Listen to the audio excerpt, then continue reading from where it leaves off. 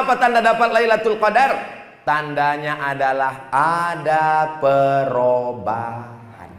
Sebelum bulan puasa ngamuk-ngamuk aja, ngamuk. Setelah bulan puasa orangnya tenang. Pas ditanya, kenapa Bapak itu tenang? Stroke Pak Ustaz. Mudah-mudahan yang stroke sembuh, sehat, amin. Ada perubahan. Sebelumnya asal lewat kotak 2000, asal lewat kotak 2000. Setelah bulan Ramadan la'allakum tattaqun, lewat kotak 2500. Sebelumnya tak mau aja ke masjid, hayya 'alas shalah,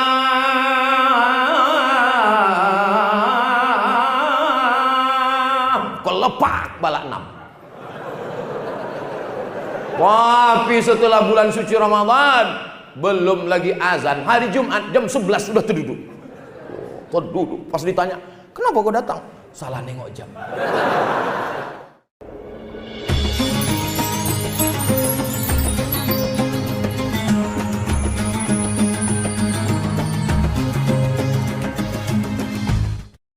Kita jawab dulu pertanyaannya ya. Saya menengok warna-warna merah ini ingat sirup Aceh. Entahlah, rusak konsen. Menengok hijau-hijau ini ingatlah. Tak usahlah diteruskan, meniti air liur. Apa tanda tobat kita diterima Pak Ustadz? Tidak ada yang tahu siapa dapat haji mabrur. Tak ada yang tahu siapa dapat tobat nasuha. Haji mabrur itu tak bisa dinilai dari fisik bentuk tubuh. Memang bapak tuh kemarin balik haji nampaknya mabrur tuh Pak Ustaz. Kenapa mabrur? Mukanya itu gemuk putih. Rupanya waktu di Makkah tak pernah keluar hotel, tidur aja. Tak bisa dinilai, tapi ada tanda-tandanya. Apa tanda haji mabrur? Apa tanda taubat nasuha? Apa tanda dapat Lailatul Qadar? Tandanya adalah ada perubahan. Sebelum bulan puasa ngamuk-ngamuk aja, ngamuk. Setelah bulan puasa orangnya tenang. Pas ditanya, kenapa Bapak itu tenang? Stroke Pak Ustaz. Mudah-mudahan yang stroke sembuh, sehat, amin. Ada perubahan. Sebelumnya asal lewat kotak 2000, asal lewat kotak 2000. Setelah bulan Ramadan la'allakum tattaqun, lewat kotak 2500. Sebelumnya tak mau aja ke masjid, hayya 'alas shalah,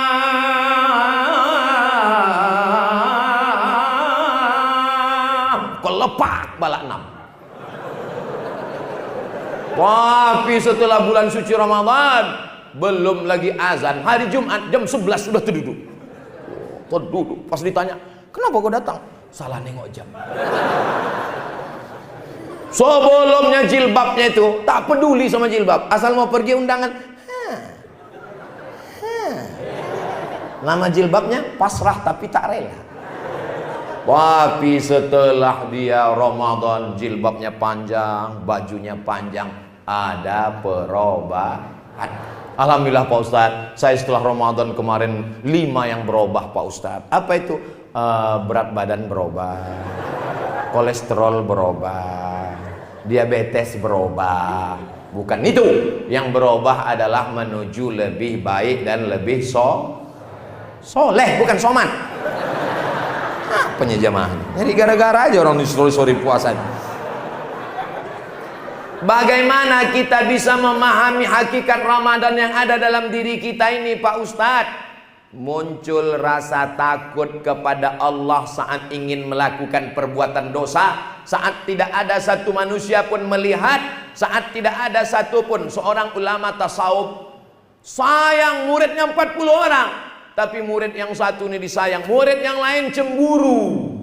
Apalah tuan guru ini sayang cuman sama dia. Rupanya guru ini tahu muridnya ini kena penyakit dalam hati. Oh, besok diambilnya burung. Kasih burung semua satu-satu. Kalian murid-muridku yang 40 pergi kalian ke hutan, ke gunung, ke gua, ke laut. Cari di mana tempat kalian tak ada ditengok orang, potong burung ini. Dibawanya, tak lama semua membawa burung, leher sudah putus semua. Ini guru. Murid yang disayang datang membawa. Masih hidup. Kenapa tak kau potong? aku pergi ke gunung, aku pergi ke laut, aku pergi ke danau, aku pergi ke gua, aku pergi ke pokok kayu. Aku tidak pernah merasa sendiri, aku selalu diperhatikan Allah. Itulah hakikat puasa. Muraqabatullah, musyahadah, mempersaksikan persaksian yang dipersaksikan oleh Allah Subhanahu wa taala. Mudah-mudahan itu melekat ke dalam hati kita nanti insyaallah. Makanya tiap bulan paling tidak ada puasa 3 hari, Ayyamul Bait 13, 14, 15. Kalau cuma 3 hari upil tuh Pak Ustadz, saya sanggup 8 hari, mantap. Senin Kamis, Senin Kamis, Senin Kamis, Senin Kamis. Kalau cuma 8 hari kecil tuh Pak Ustadz, saya sanggup puasa Nabi Daud, mantap. 15 hari. Kalau 15 hari kecil tuh Pak Ustadz, saya sanggup puasa 30 hari. Tengok dulu. Kalau ada anak bini tak boleh. Kenapa? Karena kalau kau puasa 30 hari tak berselera, kau nengok bini kau tuh lagi. Tapi menengok bini orang berselera. Tapi kalau istrinya tak ada, sebatang kara, dia sanggup, boleh. Suami sudah meninggal, anak tak ada, maka perempuan boleh. Aisyah istri Nabi, setelah Nabi meninggal, dia puasa dahar setiap hari sampai meninggal. Saya ketemu bapak-bapak di Kudus. Pas makan di rumah dia, Ustaz Somad silakan makan. Bapak nggak makan. Aku saiki poso Pak Ustaz. Us pirang-pirang dino. Sudah 2 Pak Ustaz. 2 tahun, 20 tahun sudah puasa tiap hari.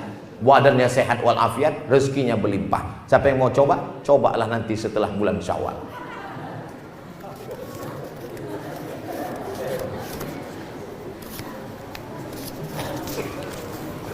Saya bekerja sering melakukan safar, waktunya musafir. Terkadang di mobil kantor, terkadang dengan angkutan umum. Saya mau tanya, ketika saya safar dan jarak dengan angkutan umum, jarak lebih 89 km dan angkutan umum, berangkat menjelang waktu sholat zuhur, apakah saya bisa mengqashar sholat saya sebelum berangkat? Tidak bisa mengqashar sholat di rumah. Lalu qasharnya di mana? Setelah keluar batas kota. Jadi kalau mau pergi ke Tanjung Pura, maka lewat dulu keluar batas kota Medan, masuk ke Binjai, ada masjid, barulah sholat. Itu kalau mobil pribadi. Kalau pakai pesawat, mana mungkin pesawat itu singgah Pak Ustadz? Gimana caranya? Maka sholatnya jamak saja, tak pakai qashar. Zuhurnya 4 rakaat, asarnya tetap 4 rakaat. Kenapa tak ada qashar? Kenapa tak jadi 2? Karena ilat, sebabnya belum ada. Sebabnya apa? Dia belum musafir. Syarat musafir mesti setelah keluar batas kota. Jelas? Kalau tak jelas, ulang-ulang nanti ceramah saya. Bisa diulang Pak Ustadz? Bisa. Di mana diulang? Itu kan direkam. Channel Ustadz Abdul Somad Official. Subscribe, like, share, and comment.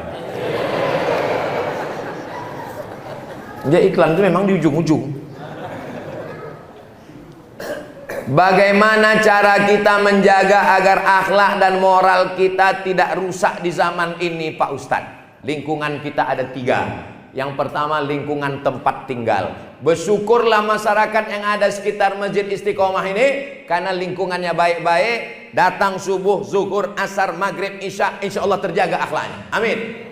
Yang kedua, lingkungan di tempat kerja. Bersyukurlah Bapak Ibu yang di tempat kerjanya orangnya baik-baik, mengingatkan, udah kau sholat, udah kau puasa. Jangan sampai di tempat kerja, gimana bro, dugem kita malam ini. Tahu dugem? Dugem itu artinya duduk sambil gemetar.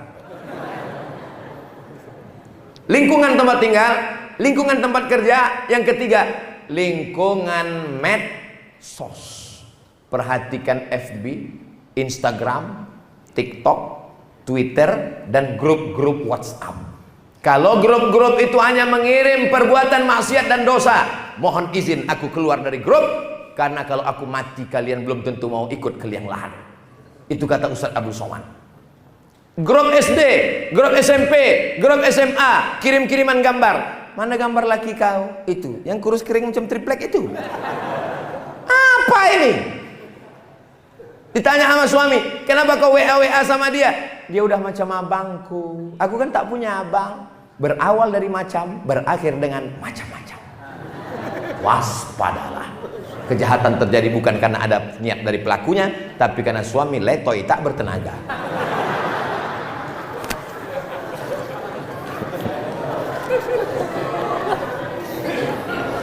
Kepada seluruh jamaah dimanapun berada, dari Sabang sampai Papua yang ada di perantauan, maka saya mengajak dari Masjid Istiqomah. Saya tidak membaca berita dan bukan mendapatkan kabar. Saya sudah melihat secara nyata bergelimpangan batu bata.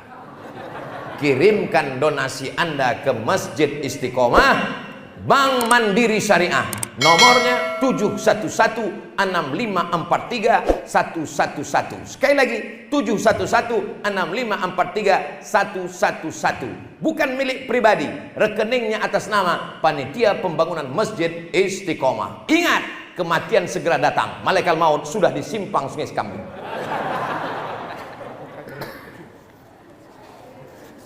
Tak habis-habis kertas nih, ku tengok.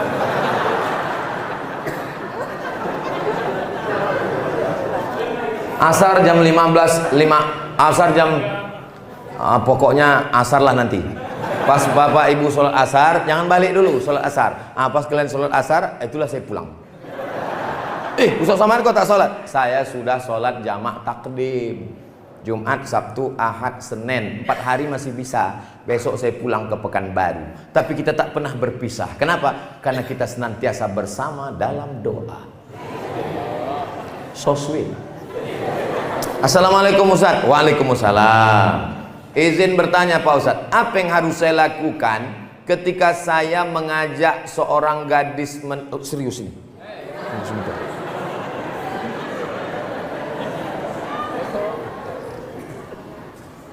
Macam paham aja kalian. Ada anak kecil ke masjid, inilah kebanggaan kita. Ada anak kecil, ada anak kecil, ada anak-anak, itu anak. Oh, oma-oma, mohon maaf. Ada anak kecil. Inilah yang akan melanjutkan perjuangan masjid kita ini ke depan. Kalau ada anak-anak kecil ke masjid, itu insya Allah selamat masjid kita ke depan. Tapi kalau udah tak ada lagi anak-anak di masjid,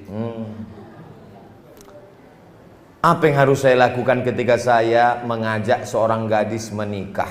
Lalu dia mengatakan, setelah selesai mondok lah bang, tapi saya minta akadkan dulu. Apa yang harus saya lakukan ketika dia menolaknya? Karena dia minta, karena dia tak, intinya perempuan ini tak siap. Begitu banyak perempuan lain, kenapa mesti sama dia juga? Sekarang di akhir zaman kata Nabi, perbandingan laki-laki sama perempuan itu 1:50. 49 lagi yang perlu kau pinang. Kenapa mesti sama dia juga? Bunga bukan setangkai, kumbang bukan seekor, patah tumbuh hilang berganti, hilang satu tumbuh 1000. Kalau kalian anak-anak muda, aku aja yang sudah tua, kurus, kering, hitam begini, cobalah tengok di komen-komen di Instagram yang followernya 7 juta itu. Maksudnya yang belum follow lah. Tengoklah di YouTube itu apa komen mereka. Padahal saya ini udah tua, udah lewat 40. Saya ini jelita, jelang 50 tahun. Apa komen mereka? Ustadz, jadikan aku yang kedua ya. Apalagi kalian yang muda-muda yang ganteng-ganteng ini, kenapa pula kalian takut? Jadi kalau ada perempuan tanya dia, Dek, aku tak mau pacaran-pacaran, aku takut dosa. Nanti aku ini silap. Aku ini bukan playboy cap tupai naik pokok kelapa, belobang semua pokok kelapa. Aku tahu kau punya harkat martabat. Aku ini niat baik. Sudikah engkau menjadi ibu bagi anak-anakku di masa akan datang? Sudikah engkau menemani aku sampai ke pintu surga bersama Rasulullah? Kalau kata dia, I do. Do you marry me? I do. Tapi kalau kata dia, aku mau mondok dulu, mau ini. Wih, bunga bukan setangkai, kumbang bukan seekor, patah tumbuh hilang berganti, hilang satu tumbuh 1000. Kalau kau tak sanggup, nanti jadwal saya kemari ke Medan, kita pinang sama-sama, kita cari yang lain. Cuman kalau bisa jangan sama saya. Kalian kalau mau minang anak gadis, jangan kalian petentang-petenteng jalan sendiri. Ajak Pak dan Ramil, ajak Pak Kapolsek, ajak Pak Maghrib Parinduri. Jangan saya kalian ajak. Kalau saya kalian ajak, nanti saya yang diterimanya. Ada juga lagi. Badan Kemakmuran Masjid Istiqomah Jalan Amal Luhur nomor 92 Medan Helvetia. Duit yang terkumpul 27 juta. Ini baru upil-upilnya aja ini. Ini baru keren. Ini baru receh-receh yang dibawa. Belum lagi yang transfer, belum lagi nanti yang sahur, belum lagi yang nanti malam. Insya Allah akan terkumpul selesai ini insya Allah. Amin. Ila hadratin Nabil Mustafa Muhammadin sallallahu alaihi wasallam wa alihi at-tayyibin at-tahirin wa ashabil mayamin wan nabiyyin wa siddiqin wa syuhada wa salihin wal malaikatil muqarrabin wal ulama'il amilin wal awliya'is salihin wa ala hadhihi niyyah wa kulli niyatin salihah. Untuk segala niat yang baik-baik ini, Al-Fatihah.